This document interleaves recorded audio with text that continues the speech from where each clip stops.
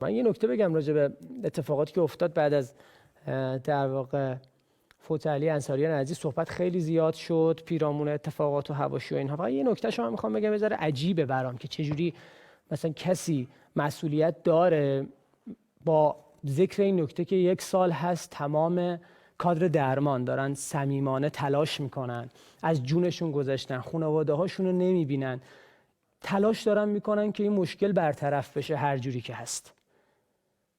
هفته ها شده خونهشون نرفتن، بچه هاشون ندیدن، خانواده هاشون ندیدن و دارن واقعا جانفشانی میکنن. با ذکر این نکته عرض بکنم که ولی 1-2 نفر رو میبینی، بعضیا رو میبینی اصلا عجیبه در واقع رفتارشون موقعی که همچین مسئله پیش میاد. نمیدونم این میزان از اشتیاق برای خودنمایی، برای اینکه خودشو نشون بده طرف، برای اینکه بره فالوور جذب بکنه تو شبکه‌های اجتماعی دیده بشه، واقعا عجیب و مشمئز کننده است. شما تو یه گوشه از شهر یه بیمارستانی هست که اتفاقی افتاده، اونجا داری جلوی در بیمارستان مصاحبه میکنی، بعد بدو خودتو میرسونی به یه جای دیگه ای از شهر که یه بیمارستان دیگه است که یه عزیز دیگه اونجا بستریه، اونجا هم مصاحبه میکنی.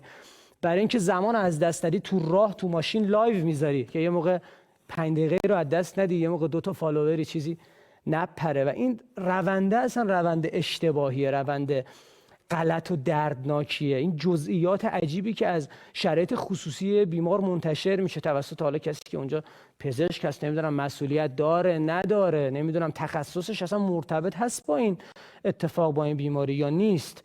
این استرسی که شما به جامعه القا میکنی، به دوستا و آشنایان اون طرف القا میکنی فقط برای اینکه خودتون نشون بدید.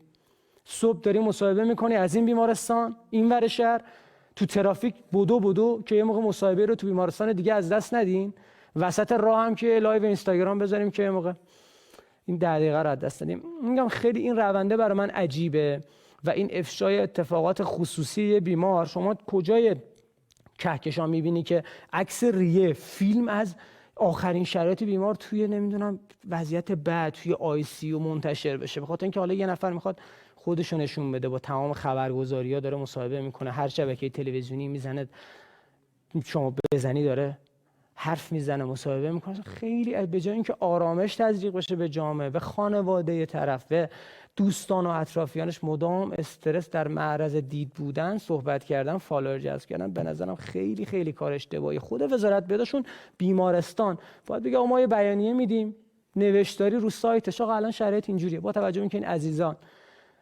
شرایط اجتماعیشون به نحوی هستش که مردم پیگیر حالشون هستن، ما یه بیانیه هر روز بعد از ظهر روی سایت میذاریم که الان شرایط این عزیز به این شکل است، تموم شده رفت.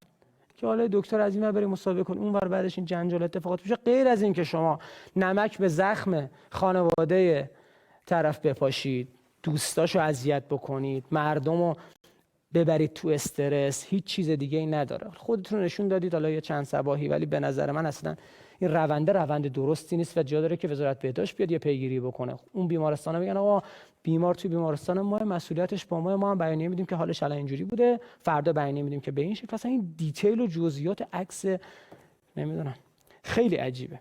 گفتم اینو بگم که حتما یه بررسی بکنن از اون تو وزارت بهداشت، یه پیگیری بکنن که ان شاءالله که اصلا اتفاقاتی که کلا نیفته. ولی طرز رفتار ما با این اتفاق هم به نظر من اصلا درسته. در واقع آدمای دیگه کاری ندارم، فقط این تو این مقطع به نظرم خیلی اذیت شدن عده زیادی از آشناها، فامیل، دوستداران هم علی هم مهرداد عزیز به خاطر این اتفاق و این سبک رفتاری که بعضی از دوستان خودنمایی ما داشتن.